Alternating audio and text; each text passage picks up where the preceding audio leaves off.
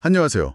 오늘 청취자께서 보내주신 자료, 수학의 구조, 그리고 개발자가 코드의 수학을 활용하는 방법, 이 아티클을 좀 깊이 살펴보려고 합니다. 네, 반갑습니다. 이게 단순히 수학 문제 풀이가 아니라 수학이 세상을 이해하는 어떤 패턴, 구조를 찾는 학문이고, 이게 또 코딩이랑 어떻게 연결되는지 그런 걸 보려는 거죠. 맞습니다. 글 자체가 수학을 하나의 거대한, 계속 자라나는 나무로 비유하는데요. 이게 참 인상적이었어요. 아, 그 비유요? 네, 아이디어들이 어떻게 뿌리에서 나와서 가지로 뻗어나가고 또 서로 연결되는지 보여주거든요. 특히 그 수학 개념들이 실제 파이썬 코드로 어떻게 딱 구현되는지 보는 게 이번 분석의 핵심 재미가 아닐까 싶습니다. 맞아요. 그 나무 비유 저도 재밌게 봤는데 뿌리가 이제 논리학, 집합론 같은 거고 네네. 가지가 산술, 대수, 기하, 해석학 이런 식으로 뻗어나간다고 하죠. 근데 이게 또 가지끼리 막 연결되기도 하고 새로운 가지가 계속 자라기도 하고요. 바로 그 점인데요. 수학이 그냥 딱딱하게 굳어있는 지식체계가 아니라는 거죠.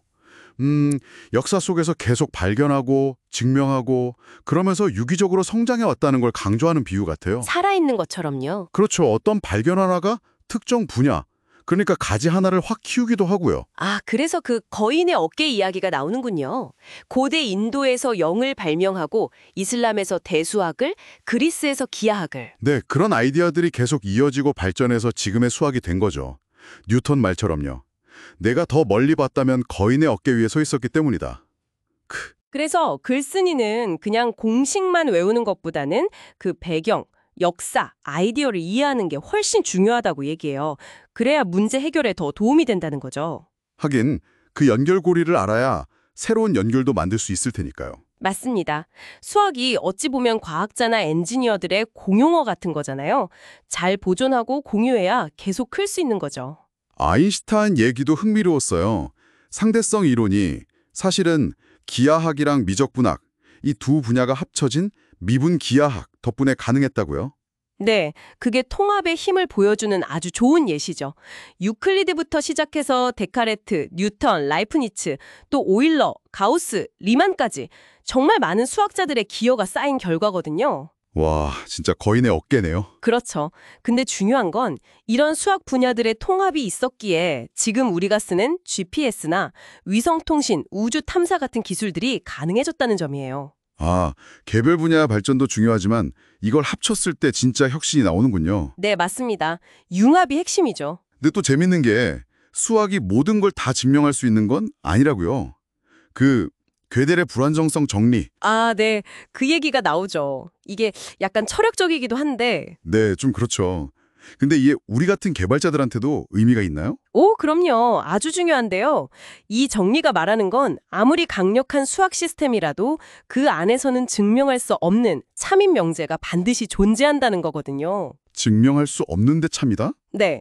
그러니까 수학이란 나무가 아무리 커져도 완성은 될 수 없다는 거예요. 한계가 있다는 거죠. 모든 걸 형식 논리로만 딱 떨어지게 증명할 수는 없다. 와, 개발자 입장에서 보면 우리가 아무리 완벽한 코드 검증 시스템을 만들려고 해도 원리적으로 증명 불가능한 구석이 있을 수 있다는 뜻도 돼요. 아, 그렇군요. 그래서 때로는 근사값을 쓰거나 경험적인 방법을 받아들여야 할 때도 있다는 거죠. 비논리적이지만 참이라고 받아들이는 경우랄까요? 그렇군요. 그래도 수학의 힘은 여전히 강력하잖아요. 여러 분야를 합쳐서 실제 문제를 푸는 데 쓰이니까요. 데이터 과학에서 PCA, 주성분 분석 같은 거요. 네, PCA가 좋은 예시죠. 선형대수랑 최적화 이론이 합쳐진 거거든요. 이게 왜 그렇게 강력한 건가요? 그 복잡한 데이터 속에서 가장 중요한 핵심 특징, 그러니까 주성분만 딱 뽑아냈는데 아주 효과적이에요.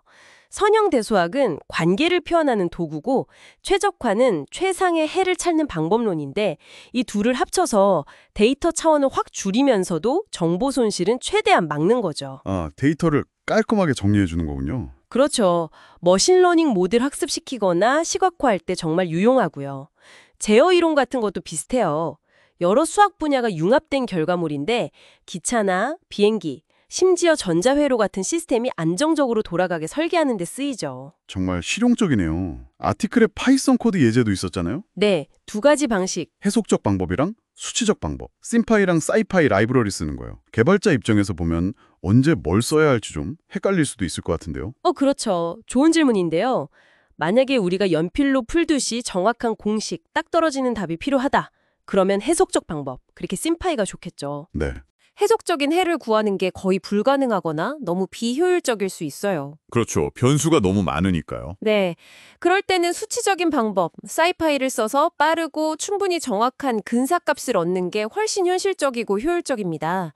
행렬 같은 도구가 이런 복잡한 시스템을 좀 더 명확하게 보고 계산하게 도와주고요. 아, 상황에 맞게 도구를 선택해야 하는 거군요. 마지막으로 그 수학 대통일 이론에 대한 기대감도 언급되던데요. 랭글렌즈 프로그램 같은 거요. 네, 만약 그런 게 완성된다면 정말 엄청난 일이겠죠? 과거의 과학 분야 통합이 큰 혁신을 가져왔던 것처럼요. 맥스웰이 전자계학 통합해서 라디오랑 전력망 나오고 대수학이랑 논리학 합쳐서 컴퓨터 나오고 확률이랑 통신 합쳐서 인터넷 나오고 맞습니다.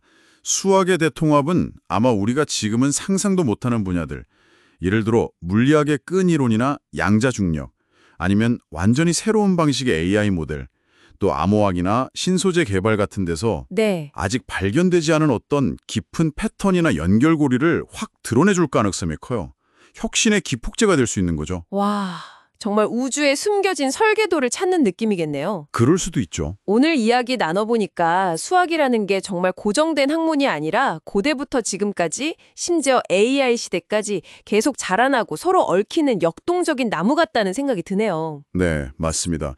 그 구조와 연결성을 이해하는 게 세상을 읽는 중요한 열쇠가 될 수 있겠죠. 글쓴이의 마지막 메시지처럼 혁신은 종종 단절된 아이디어들이 연결될 때 시작된다는 말도 인상 깊었고요. 그렇죠. 그래서 뭐랄까, 청취자 여러분도 한번 생각해 보시면 어떨까 싶어요. 지금 내 분야나 내 일상에서 아직은 좀 따로 떨어져 있는 것 같은데 만약 이것들을 연결하면 뭔가 새로운 가치나 재미있는 통찰이 나오지 않을까 하는 그런 아이디어들이요. 오, 좋네요. 연결되지 않은 점들을 이어보는 생각. 네, 한 번쯤 떠올려 보시면 재미있는 지적 탐험이 될 것 같습니다.